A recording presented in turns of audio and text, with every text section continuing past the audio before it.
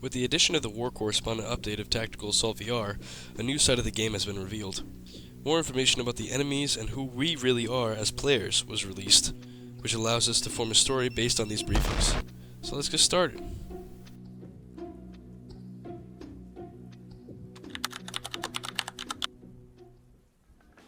Pre-update. Who you are was practically up to the player, allowing them to create their own ideas of who they were. Now, after the update, we have a bit more info about where they come from.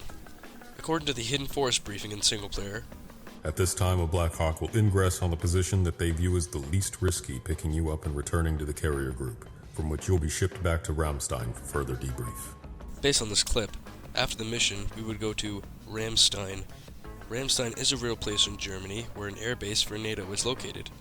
This could lead us to believe that we are part of a force for NATO. It could also be a fictional place, but I think it is intentional for the story building.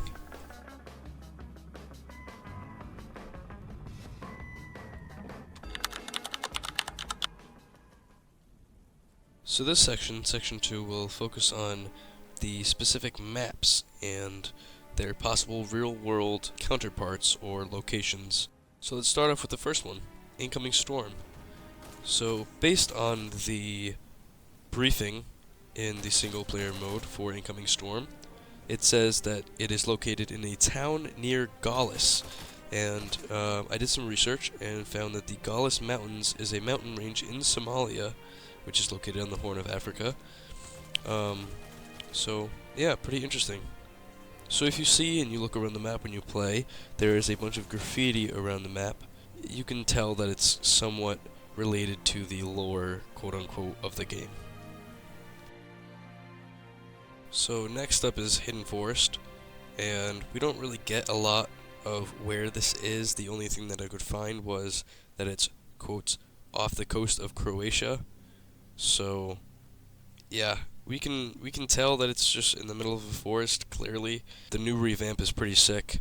They added a bunch more rocks. So the rest of the lore for Hidden Forest is basically us and a group of operatives are going into Hidden Forest to blow up a chemical plant that the terrorists have taken over and seized for their own. So the Void Bank map is another one that we really don't have a lot of information for. The most we have is that they say that we're being deployed domestically, which makes me think, at least, that it is somewhere near our headquarters or in the country or place that we're in. The lore for Void in the briefings also kind of links to the Hidden Forest map because they talk about the chemical plant, and the bomb at Void might potentially be the same chemicals, because in the briefing for Hidden Forest they talk about the reason why you need such a small 25-pound thing of C4 is because the chemicals are extremely volatile, so when you set it off it'll create a giant chain explosion that blows up everything. So that technology and that chemical might be the same thing that they're using in the Void Bank, and that might be the reason why they went and took over Hidden Forest, the compound in Hidden Forest. So the next map I'm going to talk about is Sever Snake, which is the fourth one in the list, and this one's pretty interesting because it introduced I believe it was the first HVT mission.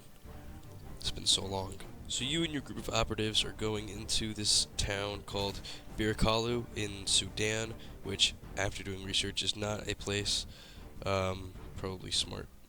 But you're going after an HVT who has 2 body doubles. He has a description which I'll put here. MCI details: hair, non-applicable. Eyes, brown. Facial hair, brown, full.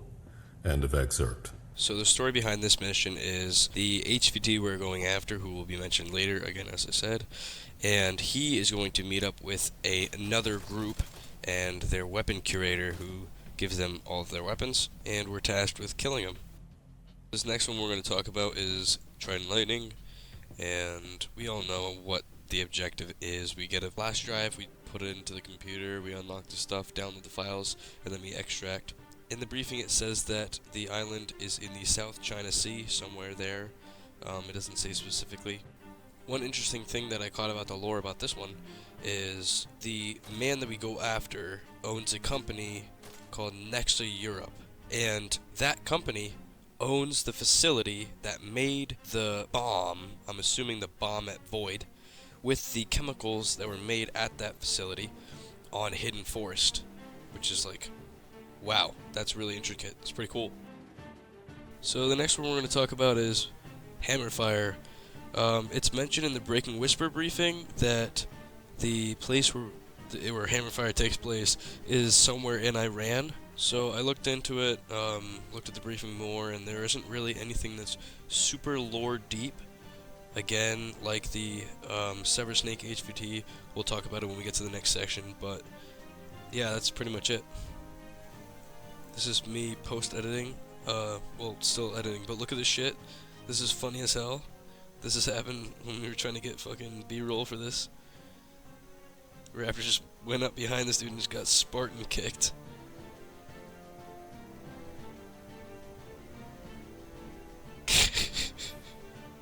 So good.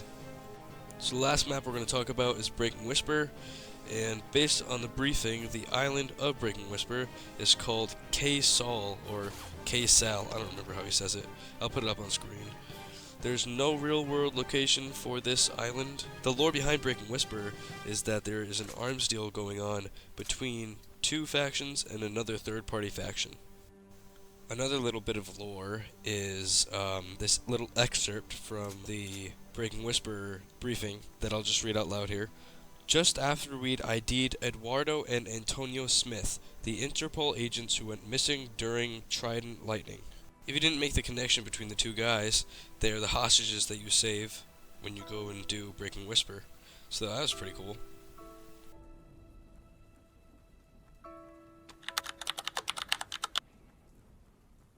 So this part's going to have kind of two different sections within it. There's going to be the two main factions, and there's going to be a part called Leading Figures, which are like the main dudes, basically just in the lore.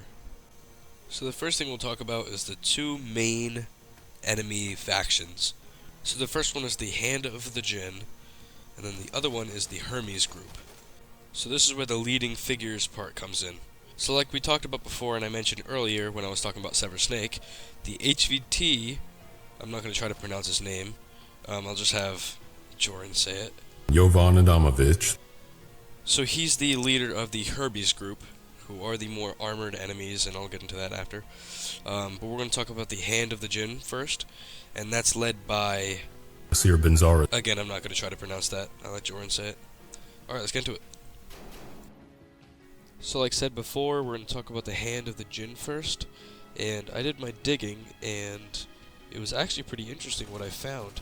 I'll just read you what I wrote. So some brief background info that may or may not be relevant to what I'm going to talk about, but here's just something that I wrote down. So, quote-unquote Jinn, spelled J-I-N-N, described by Wikipedia. The origin of the word jinn remains uncertain. Some scholars relate the Arabic term jinn to something in Latin, a guardian spirit of people and places in the Roman religion. So I put this image through AI, and you can see it pops up, and I know it's probably not accurate because it's AI, but I put it through AI to see if the Arabic behind it meant anything, and this is what popped up. So it says that the Arabic means servants and the fire, so I think that that's pretty cool because it talks about, like you can see on the bottom there, it says like mythological contexts, and like jinn, it's also mythological in some aspects, so I thought that was pretty cool. I might be going off on a limb here, but possibly this skull logo might be the logo for the Hermes group, because it's really the only other thing other than the gas mask in the garage that looks somewhat like a logo. Yeah. So these guys are your basically average militia group, most of them being less armored and carrying less powerful weaponry. Sometimes you can find them with AKs and ARs, but most of the time they have those crinks, they have the Uzis, they have the MAC-10s, like those things. So you can actually kind of hear one in the background right there, that's pretty funny. So, yeah, if we take into account that they are found everywhere we go on missions, because in the briefings it says that they work together, the Hand of Jinn and the the Hermes groups, they work all the time together. So we can assume that they have some presence in Sudan and Somalia, which is Incoming Storm and Cybersnake. We can also assume that they have somewhat of a naval standing, either just dinghies or like an actual naval thing. Probably more Hermes group because they're more advanced, because they have access and they have a bunch of people on K-Sal, which is Breaking Whisper. So the next one we'll get into, which is the Hermes group. Again, from a description of Wikipedia, this is talking about the Greek god Hermes. Hermes is also widely considered the protector of human heralds, travelers, thieves, merchants, and orators. He's able to move quickly and freely between the worlds of the mortal and the divine, aided by his winged sandals. Hermes plays the role of the psychopomp, or the soul guide, a conductor of souls into the afterlife. So these guys are your more serious soldiers who are given more advanced gear.